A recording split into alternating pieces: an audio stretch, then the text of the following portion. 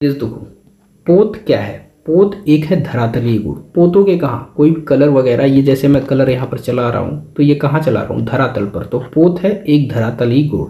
ठीक है, किसी वस्तु के स्पर्श से हुआ अनुभव क्या कहलाता है, स्पर्श से अनुभव पोत। ठीक है, स्पर्श किया तो हमने टच किया तो पता चला हमें ये चीज है। ठीक है, दृश्य कला हेतु उचित अनुक्रम है, दृश्य कला हेतु तो संकल्पना है, रेखा चित्र है, व्यापक है, परिसज्जा है। संकल्पना, पहले संकल्पना करेंगे फिर रेखा चित्र ड्रा करेंगे, व्यापक और परिसज्जा हो जाएगा। ये देखो यहाँ पूछा हुआ है, पीजीटी में पूछा हुआ है, डाइट में पूछा हुआ है। सघनता का संबंध है तान से, कोई चीज कितना सघन है, कितनी तान है उसमें। ठीक है, स्वर्णिम विभाजन सिद्धांत विकसित किया था तो यूनान के कलाकारों ने। स्वर्णिम, देखो ये पूछा है 11 में टीजीटी, स्वर्णिम विभाजन दोस्त, तो स्वर्णिम विभाजन की बात करेगा यूनान के कलाकारों। लावण्य योजना, ठीक है, लावण्य और योजना कहते हैं बाह्य सौंदर्य व्यंजन को। लावण्य और योजना, लावण्य और योजना कहते हैं बाह्य सौंदर्य के व्यंजन को। ठीक है दोस्त, यहाँ पर तीव्र प्रकाश को कहा जाता है हाईलाइट। सिंपल सी बात है, तीव्र प्रकाश क्या है, हाईलाइट ही है।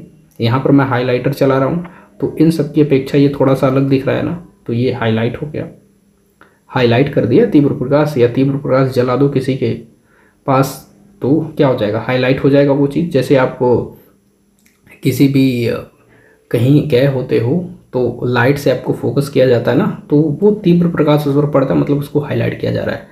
रूपप्रद कला नहीं है तो संगीत की, संगीत में कौन सा रूप है यार, संगीत रूपप्रद। देखो आप किसी चीज़ को रूप दे दो और वो मूर्ति बन जाए, ऐसा कुछ, तो संगीत रूपप्रद नहीं है। ये पूछा है देखो दोस्त टीजीटी 11 में।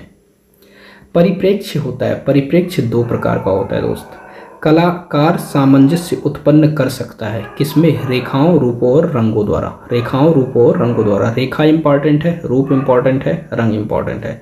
पोत से हम अनुभव करते हैं किसका, स्पर्श ज्ञान का। अभी ऊपर देखा हमने, पोत क्या है, धरातलीय गुण है और स्पर्श से हुआ अनुभव कहलाता है पोत। देखो यहाँ पूछा हुआ है, फिर यहाँ पूछ दिया टीजीटी 11 में, रिपीट हो गया।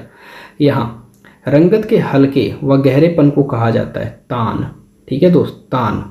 अब देखो सघनता क्या है, कई बार कलर कर दो, जैसे ये सिंगल टाइम मैंने चलाया यहाँ पर, अब देखो ये कई बारी मैंने चला दिया ना, तो ये इसकी अपेक्षा डार्क दिख रहा है कि नहीं, दिख रहा है ना दोस्त, ये इसकी अपेक्षा डार्क दिख रहा है, तो ये सघनता हो गया तान का, कितने तान। ठीक है, यहाँ होते हैं हल्के व गहरेपन को कहा जाता है तान। चित्रकला के तत्व माने गए हैं, 6 माने गए हैं दोस्त। रोड्स द्वारा जिन रंगों की दृश्यानुभूति होती है वे हैं सफ़ेद और काला। दृश्यानुभूति सफ़ेद और काला।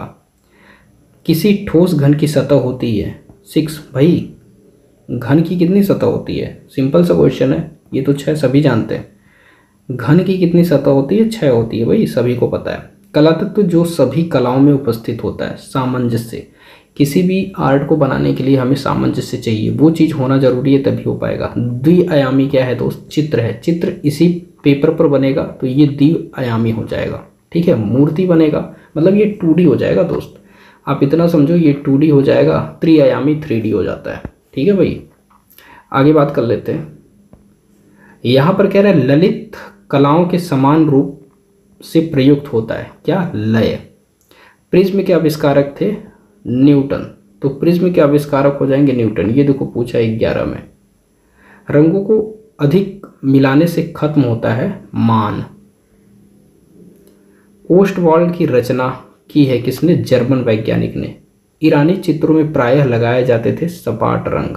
ठीक है, देख लो भाई पीजीटी में पूछा हुआ है। यहाँ हीगल ने ललित कलाओं को रखा है 5 वर्गों में, हीगल। ठीक है, हीगल 5 वर्ग। यहाँ पर सर्वाधिक सामंजस्य उत्पन्न करने वाला वर्ड है सफ़ेद काला, सफ़ेद काला।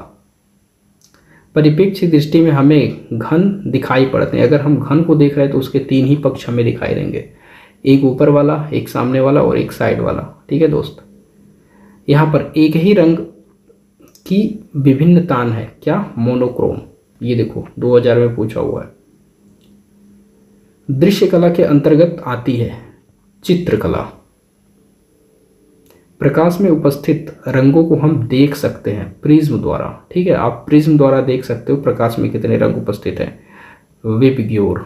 चित्रकला से संबंधित नहीं है दोस्त। लिपि चित्र से संबंधित नहीं है, लिपि लिखना होता है।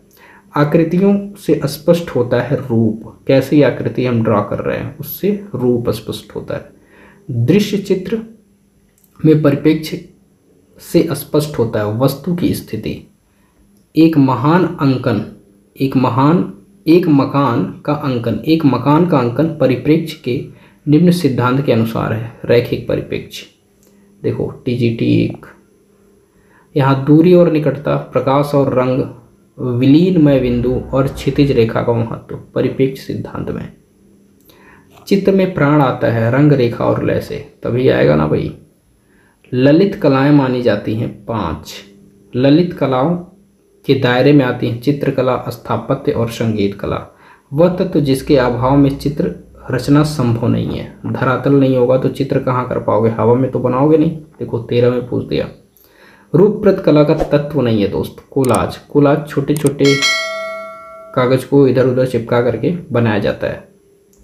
यहाँ घन में एक दर्शक देख पाता है 3 तल को ही देख पाएगा। लावण्य योजना का अर्थ है बाह्य सौंदर्य का व्यंजन। हीगल सर्वश्रेष्ठ माने जाते हैं काव्य कला को, माना है काव्य कला को।